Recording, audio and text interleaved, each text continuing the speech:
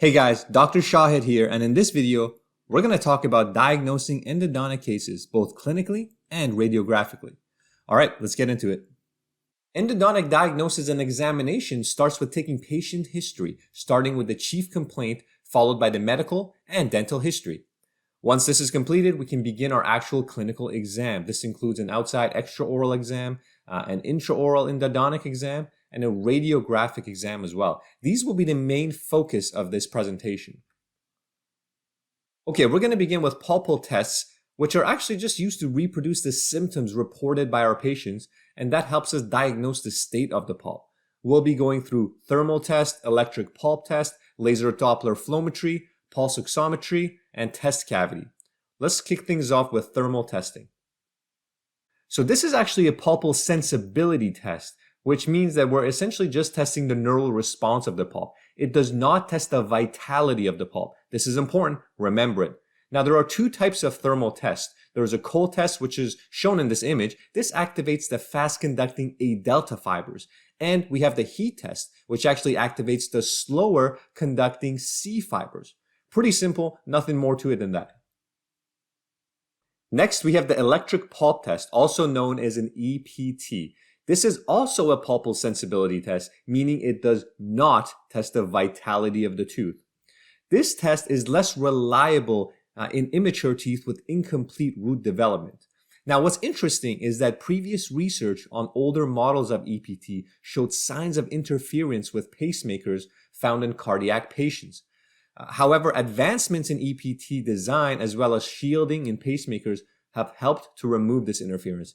It's something to keep in mind when working with elderly patients with older pacemakers. Next on our list of pulpal tests are two tests that measure the pulpal vascularity of a tooth, and thus they are the most accurate representations of pulpal vitality. The first of the two, as the slide mentions, is the laser Doppler flowmetry test, and this time we are actually testing vitality since the device is measuring the vascularity in the pulp.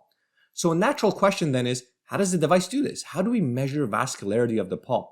Well, it actually estimates the velocity of red blood cells and capillaries of a tooth by measuring light source reflections from the tooth. So as you can see in the image, as red blood cells move through the wavelengths created by the laser, the wave patterns change, which is then picked up by the detector. Then a bunch of complicated math goes on, which I won't even pretend to understand, and voila, out comes an estimation of how vascular the area is. This only works if you have your detector and source positioned very accurately, and since it's hard to do that and it's hard to standardize that, this technique hasn't really been well adopted into practice. The second pulpal vitality test involves the use of a pulse oximeter.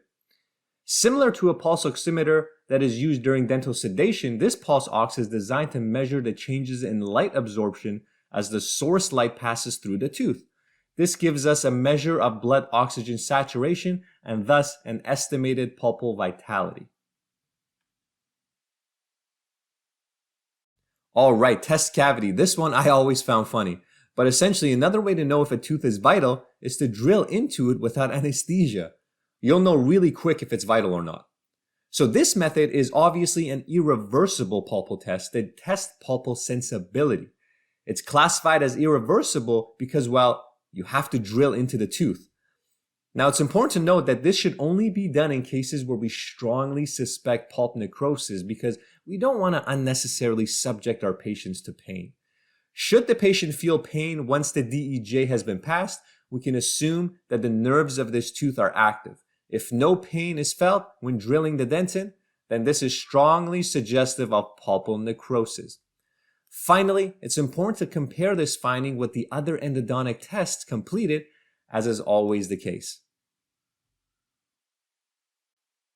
Alright, we've gone over our pulp testing, and now we're going to go over some of the other tools we have in our toolbox for completing our endodontic examination. Let's start with Transillumination. Transillumination is a test that is helpful in the visualization of cracks and coronal perforations. It utilizes a fiber optic light source that is shined through a tooth.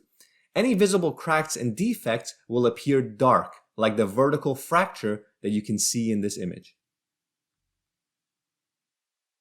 Okay, we've had a chance to discuss important pulpal tests. Let's now switch gears and discuss which tests allow us to test the periapical region of a tooth. Now, the first test is a percussion test. This test is completed by tapping the tooth along its long axis using an instrument. The end of a mirror handle, for example, is an instrument that is often used for this particular test. The second test for the periapical tissues is the apical palpation test.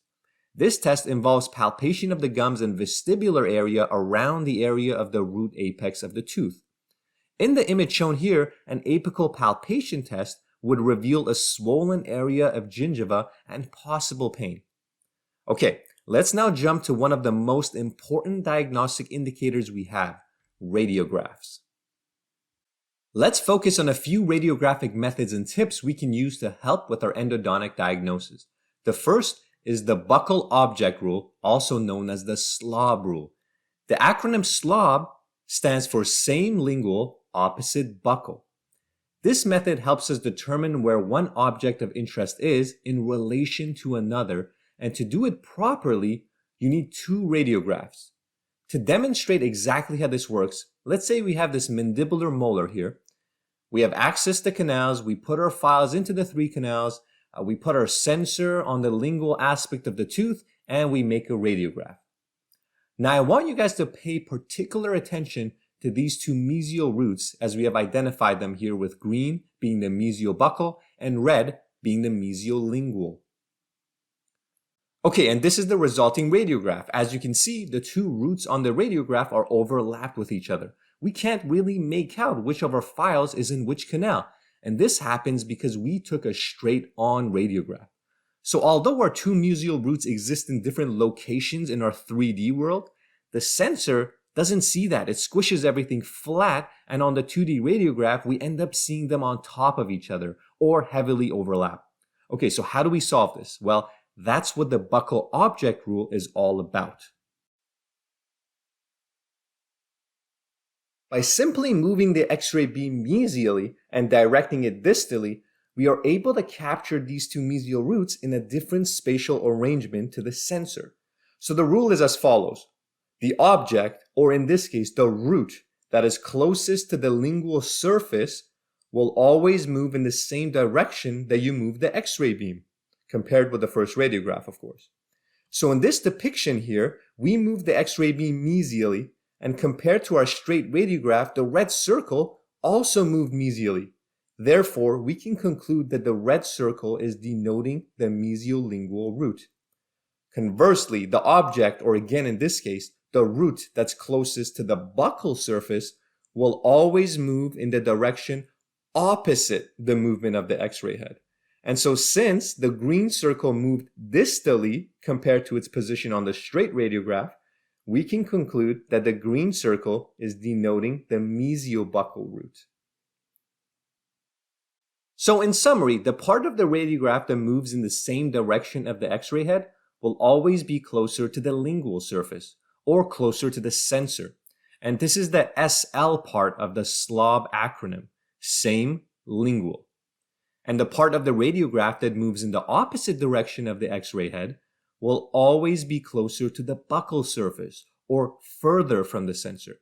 And this is the OB part of the SLOB acronym, opposite buccal. Now technically, you can also do what is called a distal shift radiograph. So instead of moving the X-ray head mesially, you move it to the distal. And in this case, you'll see that the rules still apply. Here we see that even though we move the X-ray head distally, the red circle, which is closest to the sensor and therefore more lingual, still moved in the same direction and is distal to the green circle once the sensor picks up the image. So you can do mesial shift or distal shift radiographs to achieve the same result. Alright guys, next I want to give you guys a tip when identifying root canals. If a root contains only a single canal, that canal will be positioned close to the center of the root in both straight and shifted radiographs. However, should a root show a sudden disappearance of a root canal, this indicates a bifurcation or trifurcation of the root canal system. So in the case of the radiograph shown here, we see a disappearance of the canal. So taking a shifted radiograph can really tell you the whole story of the tooth. You guys did it. That was a lot of good info. Now let's reinforce it a bit with a few practice problems. Each of the following tests evaluate pulp sensibility except one. Which is the exception? Pause the video if you need. Drumroll, the answer is pulse oximetry. That was an easy one, right? Pulse oximetry is one of the two tests we have that actually measures pulp vitality, with the other being the laser Doppler flowmetry. Alright guys, that is it for clinical and radiographic diagnosis. See you next time.